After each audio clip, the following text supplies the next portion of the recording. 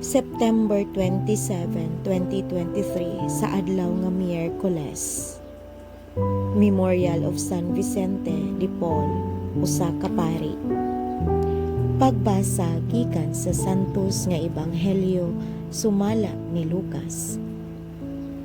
Gitigom ni Jesus ang napulog duha ka tinun-an ug iyang gihatagan sila gahom ug otoridad sa panghingilin sa tanang mga yawa ug sa pag-ayo sa mga sakit. Unya iyang gisugo sila aron magsangyaw bahin sa gingharian sa Dios ug mag-ayo sa mga masakiton.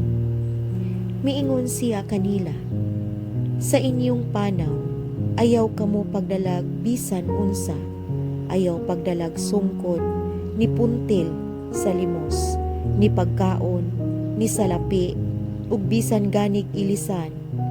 Bisan asang balaya kamo dawaton, pabilin kamo didto hangtod sa inyong pagbiya ni adtong lungsura. Ug bisan diin nga ang mga tao dili mo dawat kaninyo, biyae kanang lungsura, ug taktaka ang abog sa inyong mga tiil, agig pasidaan kanila. Migikan ang mga tinun-an ug miadto sa tanang balangay. Nagsangyaw sila sa maayong balita ug giayo nila ang mga masakiton. Ang Ebanghelyo sa Ginoo. Daygon ko ikaw, O Kristo.